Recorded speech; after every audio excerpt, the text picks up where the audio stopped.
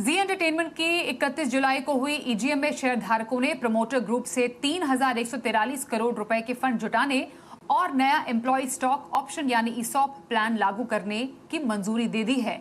इसके अलावा जील को लेकर सेबी का एक ऑर्डर भी आया है। इस पर ज्यादा अपडेट समझते हैं, जानवी से बताइए। अगर देखें तो फ्राइडे को शाम 4 बजे जी एंटरटेनमेंट एंटरप्राइजेस की ईजीएम हुई थी। ईजीएम में शेयरधारकों से अगर देखें तो जो तीनों प्रस्ताव थे उन्हें मंजूरी मिल चुकी। पहला प्रस्ताव यही था कि प्रमोटर्स को कन्वर्टेबल वारंट्स जारी करके फंड जुटाएगी कंपनी। लगभग 3,143 करोड़ रुपीस जो है कंपनी जुटाती हुई दिखेगी। इस प्रस्ताव को भी अगर देखें तो शेयर होल्डर से मंजूरी मिल चुकी है। इसके अलावा इसॉप्स की जो पूरी स्कीम थी इसे भी शेयर होल्डर से जो है ये मंजूरी मिल चुकी है। अब निवेश के बाद जब कन्वर्टेबल वारंट्स इक्विटी में कन्वर्ट हो जाएंगे तो प्रमोटर का जो फिलहाल स्टेक 4% के करीब है ये बढ़कर 23.79% के करीब हो जाएगा ये कन्वर्जन होने के बाद। इसके अलावा अगर देखें तो फ्राइडे को एक सेबी की तरफ से ऑर्डर आया था जिसमें प्रमोटर डॉक्टर सुभाष चंद्र और सीईओ पुनीत गोयनका पर अगर देखें तो 1 साल तक सिक्योरिटीज मार्केट में ट्रेडिंग पे जो है बैन लगा दिया।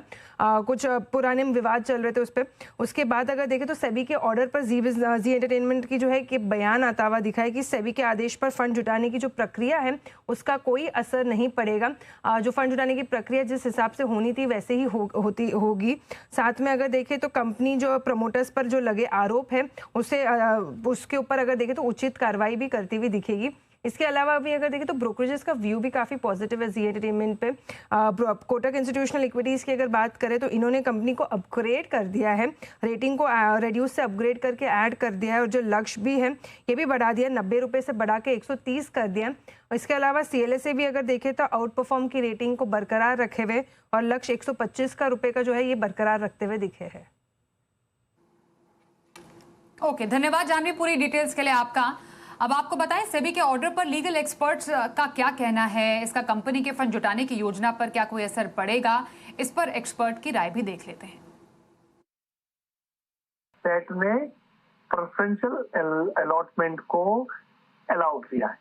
आप उस ऑर्डर का बेस बना के सेट में जा सकती है कंपनी और कंपनी सेट को रिक्वेस्ट कर सकती है कि what ever condition you will impose we will follow. Company can approach SEBI and SEBI will take a view positively कि भाई since आपके शेयर होल्डर्स ने ऑलरेडी अप्रूव किया है और ये फंड रेज कंपनी के ग्रोथ प्लान के लिए जरूरी है, SEBI can possibly give some kind of forbearance and allow the company to go ahead with the plans of raising this money. क्योंकि ऑर्डर ने कुछ सर्टेन इम्पोर्टेंट फैक्ट्स को consideration में नहीं लिया है ये शेयर होल्डर अप्रूवल से related, I believe it will get sets indulgence.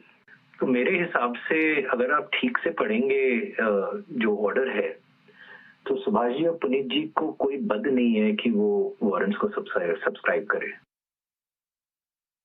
प्रश्न ये है कि ऑर्डर सेबी का ऑर्डर आने के बाद क्या कंपनी आगे बढ़ सकती है, नहीं बढ़ सकती? Plain legal answer, my answer is yes, बढ़ सकती है। लेकिन फॉर ऑल प्रैक्टिकल पर्पसेस मुझे ऐसा लगता है कंपनी को कुछ प्रिकॉशंस ले लेनी चाहिए, जैसे रेट फाइल कर देनी चाहिए या अपील फाइल कर देनी चाहिए और बहुत रिलीफ इसमें अप्लाई किया जा सकता है, मिल भी सकते हैं कंपनी को।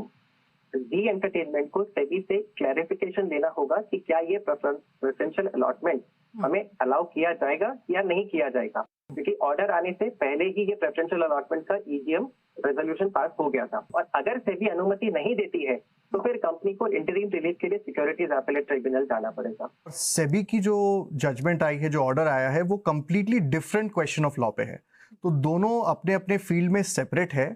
जहां तक मेरा प्रोफेशनल व्यू है, आई डोंट थिंक कि इसका कोई असर फंड रेजिंग एक्सरसाइज पर पड़ना चाहिए।